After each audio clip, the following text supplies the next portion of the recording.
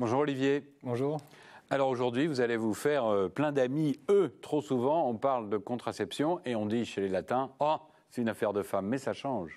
Ça change énormément puisque la contraception masculine est maintenant une véritable actualité chez nous, dans les pays, on va dire, latins.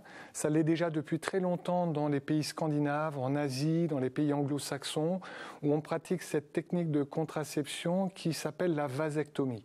Donc ça va être votre sujet du jour. Voilà, c'est le sujet du jour. C'est une alternative à toutes ces autres techniques de contraception qui sont connues, les techniques féminines, c'est-à-dire... Qui concernent essentiellement, donc, les femmes. C'est la femme qui supporte la contraception. C'était la femme, voilà, avec la pilule. Avec ça, c'est un traitement donc hormonal qui consiste à prendre une pilule tous les jours. Toutes les dames connaissent ça. Ça peut être aussi le stérilet qui consiste à mettre un dispositif dans l'utérus et à provoquer une inflammation dans l'utérus qui empêche la fixation de l'œuf pour se développer. Et après, il y a des tas d'autres choses qui sont des diaphragmes, dispositifs, des gels. Et bien sûr, la contraception masculine ou de couple qui est maintenant de référence depuis les années 80, c'est le préservatif. Alors avec tous les freins qu'on peut avoir... Alors les freins sont surtout l'idée qu'on s'en fait, cette sorte d'image de l'homme viril qui pense qu'il ne faut surtout pas toucher à ses testicules, que la contraception c'est l'affaire des dames et surtout pas l'affaire des hommes. Alors, et là, vous arrivez avec une technique, que vous nous avez évoquée tout à l'heure, mais on peut peut-être revoir un peu la zone géographique. Un schéma anatomique, oui, un schéma anatomique sur l'écran. Ça va rappeler, nous rappelle un peu la classe de troisième. La classe de troisième. Alors, la clé de tout ça, c'est le chiffre numéro 3 que l'on voit sur le dessin, qui correspond à un tuyau qu'on appelle le canal déférent, qui va depuis le testicule jusque la prostate. Et ce canal déférent, c'est en quelque sorte l'autoroute qui est empruntée par les spermatozoïdes pour aller dans une zone de stockage qui s'appelle la vésicule séminale et qui est juste à côté de la prostate. Tout l'objectif de cette technique de contraception est de venir interrompre cette autoroute. D'accord. Et donc, on a un autre schéma qui va passer à l'écran.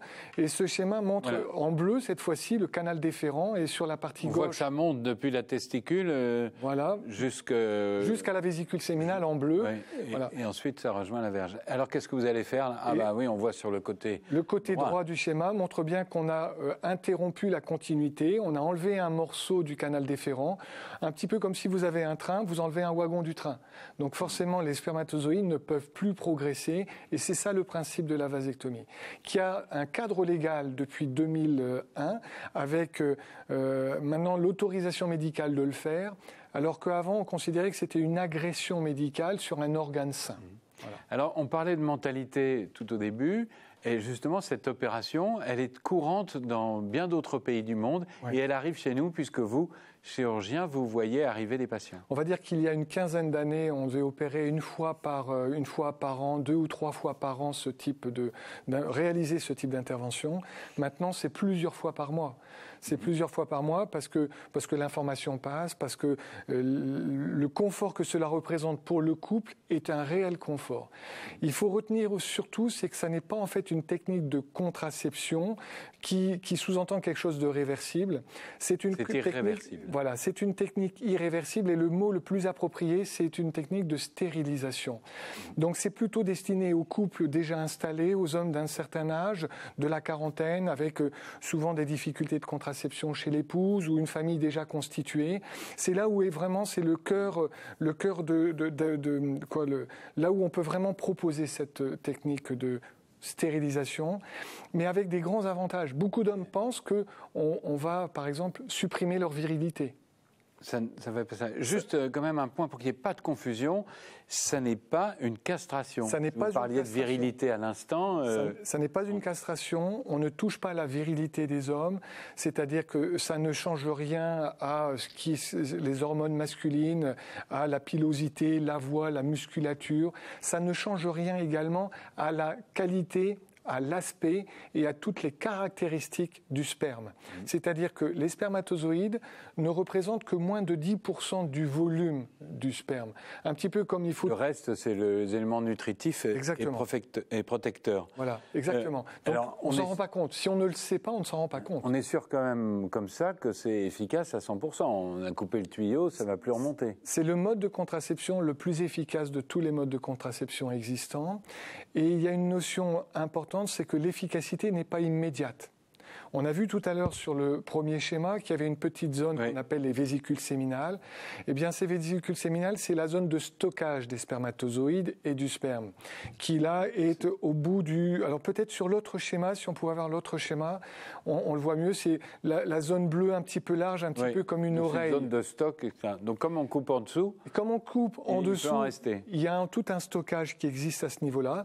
Et après l'opération, il faut que les couples attendent encore 3 mois avant de considérer que la contraception ou la stérilisation est efficace. Pour pas qu'il y ait un attardé qui leur fasse une surprise, en quelque sorte. Et c'est pour ça qu'on propose la réalisation d'un spermogramme 3 mois après l'intervention pour avoir une preuve matérielle sur une analyse biologique qu'il n'y a plus de spermatozoïdes. Impact sur l'érection? Aucun impact sur l'érection. Aucun impact. Ça on continue d'avoir une vie sexuelle normale, sauf qu'on ne produit plus de spermatozoïdes. Si on ne le sait pas, on ne le voit pas. Voilà, ça ne change rien. Ça ne change rien aux érections. C'est une opération. C'est une opération. Avec la conduite d'une opération.